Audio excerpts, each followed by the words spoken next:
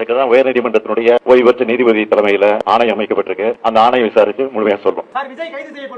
ஆணையம் சொல்லுகிற அந்த அறிக்கை அடிப்படையில உரிய நடவடிக்கை எடுக்க யாரு கைது செய்யப்படுவார், யாரு கைது செய்ய மாட்டாங்க. நீங்க கேட்கிற எந்த இடத்தோடு கேட்கறீங்களோ அதுக்கெல்லாம் நான் உட்படுவதற்கு தயாரா இல்லை. ஆக்டர் விஜய அரெஸ்ட் பண்ணுவாங்களா மாட்டாங்களா, இல்ல அவர் மேல என்ன மாதிரி லீகல் ஆக்ஷன்ஸ்லாம் எடுக்கப்படும் அப்படின்ற சந்தேகம் தாங்க மக்களிடையே இருக்கு. ஆல்ரெடி பாத்தீங்கன்னா ஆக்டர் விஜய் மேல கிரிமினல் கேஸ் ஃபைல் பண்ணிட்டாங்க.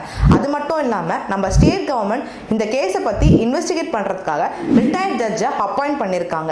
ரிட்டையர்ட் ஜட்ஜை எதுக்காக அப்பாயின்மெண்ட் பண்ணாங்கன்ற கேள்வி உங்களுக்குள்ள கண்டிப்பா இருக்குங்க. இந்த மாதிரி கூட்டு நெரிசல்னால பல பேருக்கு உயிரிழப்பு நடக்குது அப்படின்னும் பொழுதும், கலவரம் நடக்கும் பொழுதும், அது மட்டும் இல்லாம பேரழிவு, இந்த மாதிரி சில விஷயங்களால மக்கள் பாதிக்கப்படுறாங்கன்னும் போது அந்த இடத்துல ஸ்டேட் ஆர் சென்ட்ரல் கவர்மெண்ட் பாத்தீங்கன்னா இன்வெஸ்டிகேட் பண்றதுக்காக ரிட்டையர்ட் ஜட்ஜஸ் அப்பாயிண்ட் பண்ணுவாங்க. ஃபர்ஸ்ட் இந்த கூட்டு நெரிசலுக்கு என்ன காரணம்ன்றத கண்டிப்பா இன்வெஸ்டிகேட் டீம் பார்ப்பாங்க. அதே மாதிரி போலீஸ் தென் கவர்மெண்ட் அவங்க ப்ராப்பரா எல்லா ப்ரிகாஷன்ஸும் எடுத்து தான் பண்ணிருக்காங்களான்ற விஷயத்தையுமே கண்டிப்பா நோட் பண்ணி பார்ப்பாங்க. தேர்ட், கிரவுட் கண்ட்ரோல் பண்றதுக்காக என்னென்ன மெஷர்ஸ்லாம் எடுத்திருக்காங்கன்றதையுமே கண்டிப்பா இன்வெஸ்டிகேட் பண்ணிப்பாங்க.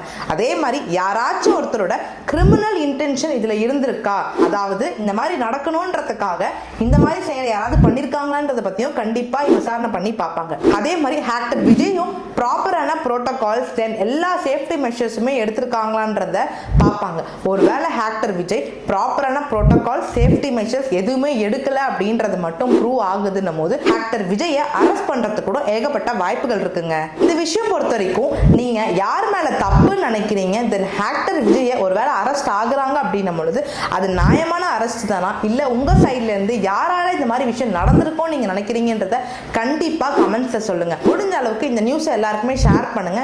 இந்த மாதிரி உங்களுக்கு இன்ட்ரெஸ்டிங்கா லீகல் கண்டென்ட் சொல்லி கொடுத்துட்டு இருக்க உங்க ஹரிணி அட்வொகேட் பேஜை ஃபாலோ பண்ண மறந்துடாதீங்க. தேங்க்யூ.